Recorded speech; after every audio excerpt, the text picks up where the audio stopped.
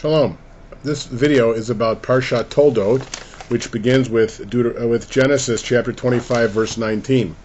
It's the main portion in the Torah that deals with the second of the three patriarchs, Isaac.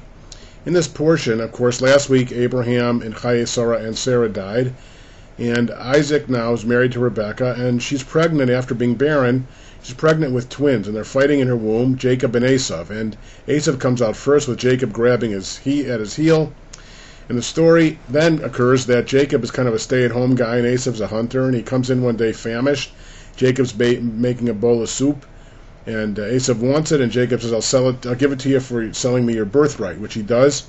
And so the tradition goes back and forth about it wasn't nice of Jacob to do that. Esav shouldn't have sold his birthright. In that case, later on, Isaac wants to give the blessing to his oldest, and Rebekah, the wife, likes Jacob more and conspires to fool her husband and Jacob and Esav's father by instructing Jacob to go get an animal from the back, because Jacob's skin is very light and Esav's skin was very hairy, and they knew they wouldn't be able to fool Isaac, who was getting close to being blind, unless Jacob covered up his arms, because he'd feel his arms, with an animal skin. So he puts on an animal skin and he goes in to see his father, and his father says, "Who's that?" He says, "It's Esav." He's lying.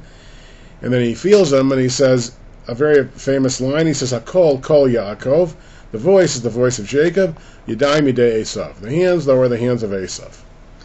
And then he ends up blessing Jacob with the birthright blessing. Then Esav comes in, and Isaac just said, "I gave you the birthright blessing." He says, "No, you fooled. Don't you have a blessing for me?" And he gives him another blessing. But of course, Isaac's all shook up by this. And of course, you have here the wife favoring one son and the mother fooling the father, and a lot of family deception. Which, of course, then Esav is going to hate his brother, and that comes to play in a later portion coming up. In the meantime, there's another very powerful image in this week's Torah portion.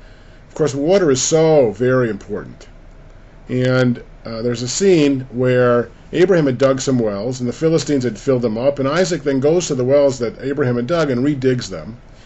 And that certainly is water as a metaphor, and especially in the book of Isaiah, chapter 55, for Torah.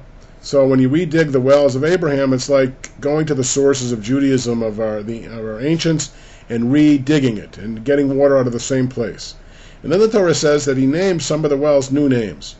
And so, of course, that goes to the issue of us needing to modify Judaism to keep up with the times to some extent.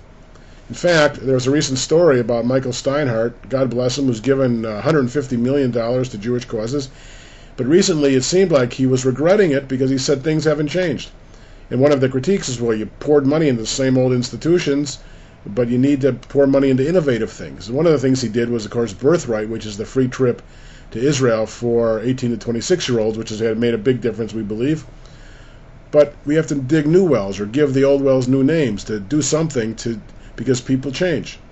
But you don't want to change Judaism drastically, and so you dig from the same wells as your father. So it's a beautiful image that you can really play with and using as metaphors for modern life.